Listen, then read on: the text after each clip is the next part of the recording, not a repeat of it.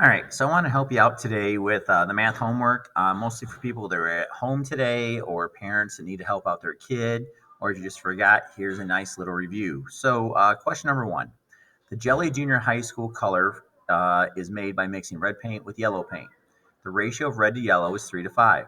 How much red paint should be mixed with 20 ounces of yellow? So I want you to set up every single one of them just like this.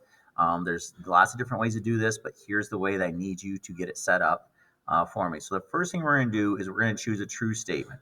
And my true statement is right here. The ratio of red to yellow is 3 to 5. So the first thing I'm going to write down is this true statement. And since it says red to yellow, that means red is first, yellow is second. So my first number is red. Second number is yellow because it says red to yellow. So red to yellow.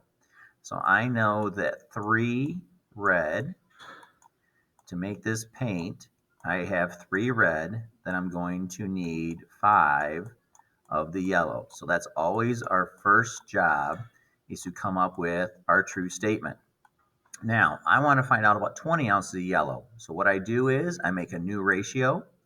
Since yellow was on bottom, that's where I'm going to put this yellow. So I put 20 yellow on the bottom.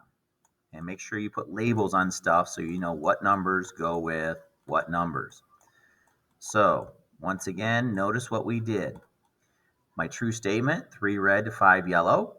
I'm trying to find out about 20 yellow, so I write a new ratio. Yellow's on bottom, so yellow's on bottom. I want to find out about red. So what type of math can I do to go from 5 yellow to 20 yellow? So I'm going to go and multiply by 4. That gives me 20 yellow. If I multiply bottom by 4, then I need to multiply top by 4. 3 times 4 is 12, and on top we have red. So I know that for 20 yellow, we're going to need 12 red. This is the work that I need to see. The true statement, what we want to get to, what you multiplied them by in order to get to your answer. So there's question number one. Question number two. Let's see. The lawnmower factory can produce 12 lawnmowers in 8 hours. How many hours will it take the factory to produce 30 lawnmowers? So once again, I start with my true statement, which is 12 lawnmowers in 8 hours. So I'm going to write that down. So I know that I can make 12 lawnmowers.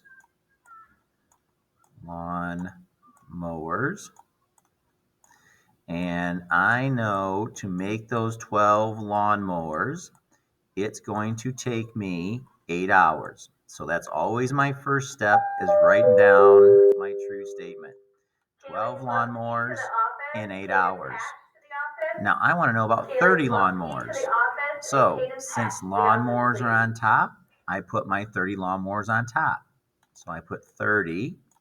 I'm going to put LM this time for lawnmowers. And now my problem is set up. So notice my true statement, 12 lawnmowers, 8 hours. I want to find out about 30 lawnmowers. So I put on top my new ratio. Now, last time was easy. There was a number I could multiply by this to get to 30. I don't know what to multiply 12 by to get to 30. So we're going to be a little sneaky here. I got to keep this ratio intact. And the only thing we're allowed to do with ratios or fractions is multiply or divide.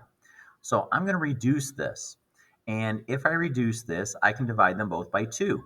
So if I divide this by 2, this now makes 6 lawnmowers. And now for 6 lawnmowers, it's only going to take me 4 hours. So all I did is I reduced this. Now you're probably wondering why reduce. Look what I have now. I have 6 and I want to get to 30. That gives me a much better number to work with. So now I have 6, and if I multiply that by 5, that will give me my 30 lawnmowers. If I multiply top by 5, then I need to multiply bottom by 5. 4 times 5 gives me 20, and my label on bottom is hours, so it is 20 hours. So I know that 30 lawnmowers will take me 20 hours. So you're going to do each of these problems the exact same way. You're going to write down your true statement, find out what you want to get to. You might have to do some reducing, just like reducing fractions, to get yourself a better number to work to whatever you want. Hopefully this helps you with your assignment. Make sure you are checking the answers that are on the bottom of the page so that you know that you are doing it correctly. Any questions, feel free to email me. Like I said, hopefully this was helpful.